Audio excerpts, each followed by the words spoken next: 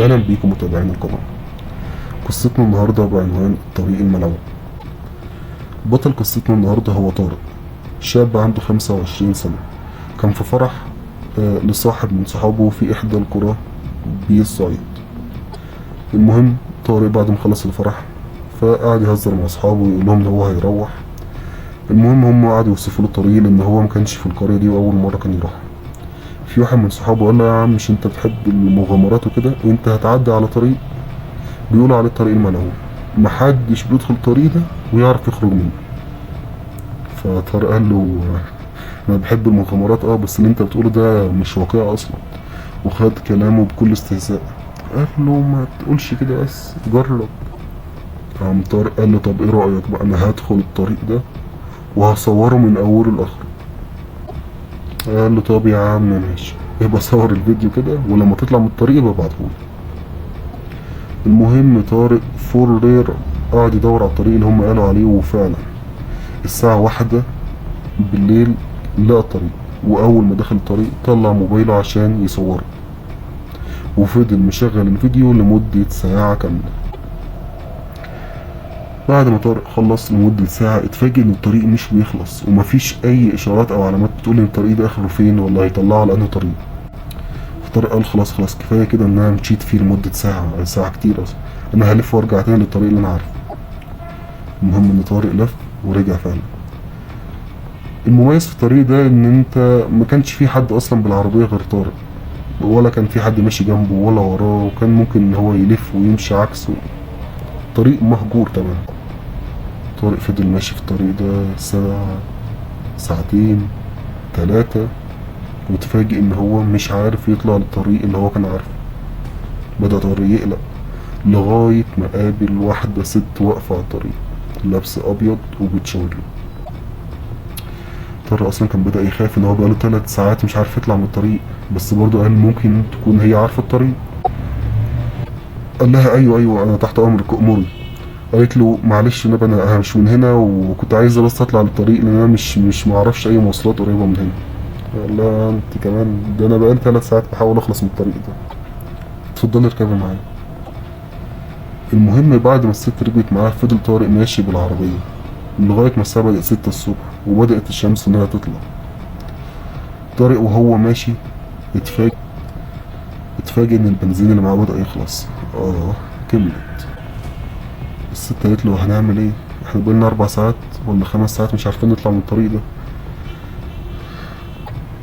لا، ما كده مفيش حل غير ان احنا لازم نستنى ونتصل بالشرطة، او ممكن اتصل باي حد من صحابي واقول له على المشكلة اللي حصلت. المهم بيتصل مفيش حد بيرد، التليفون اصلا بيدي ان مفيش شبكة، هما في مكان اكنه معزول عن الارض. طارق بدأ ينهار جدا، والست اللي معاه بدأت تنهار برضه، وبدأوا هما الاتنين يستسلموا. طارق قال: لا انا مش هستسلم، وفضل ماشي على الطريق على رجليه، وقال: انا لازم الاقي اي حد تاني يقدر ان هو يساعد. فضل ماشي ماشي ماشي وبيبص وراه، ملقاش عربيته. لقى كائن ضخم له 4 رجول وليه مخالب طويلة جدا، وعيونه حمرا زي الجمر، وبقه مفتوح لحد طارق بسرعة حاول ان هو يجري من الكائن ده، ويجري لغاية ما يلاقي عربيته. لكن اللي حصل ان الطريق اللي بيودي لعربيته اختفى، وبقى حوالين منه ضباب اسود، رغم ان خلاص احنا كنا بين الصبح والشمس طلعت. بس بدأ طارق يشم ريحة كريهة جدا. فجأة الموبايل رن.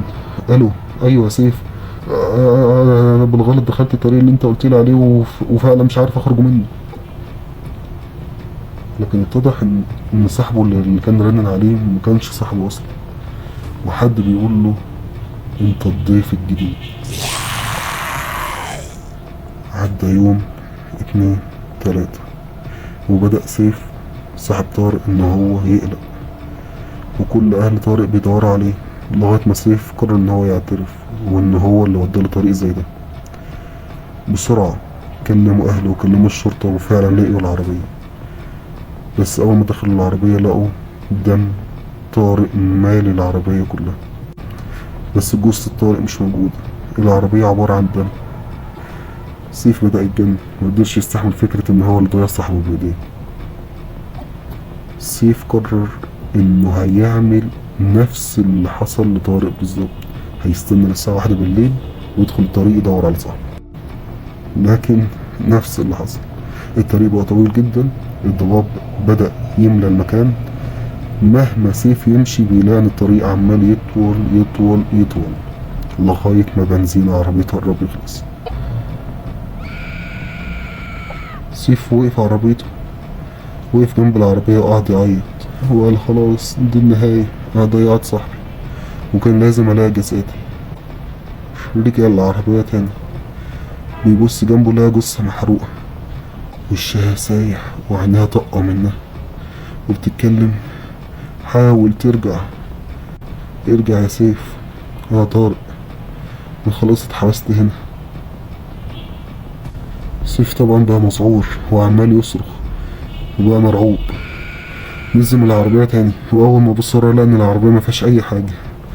قال جاهز كل دي تهيؤات من الخوف. أنا هركب العربية تاني وأقعد أمشي بيها، جاهز ألاقي الطريق اللي أنا دخلت منه. فضل ماشي ماشي ماشي بالعربية لغاية ما سيف لقى زي محطة بنزين بس مهجورة وسط الطريق، فيها تمثال حجري لكائن أسود بجناحات وقرون. بس سيف حس إن هو في مشهد من أفلام أو إن في حاجة مش طبيعية هنا. لقى التمثال مكتوب عليه هذا طريق سيد الجوع الأبدي. فضل يدور في البنزينة دي لغاية ما اكتشف إن هي مش بنزينة ولا حاجة، هو في مكان شبه معبد. الطريق ده لعنة من عهد الفراعنة، الطريق ده اللي بيخش بيبلع أي حد. فجأة بيبص وراه لقى الكائن الضخم تاني بأربع رجول، عيونه حمرا وبقه مفتوح لغاية ودنه. سيف قعد يصرخ وجرب عربيته بأقصى سرعة، لكن على طول العربية عطلت وتحول المسكين لضحية زي باقي ضحايا الطريق اللي طلع لعنة من الفراعنة.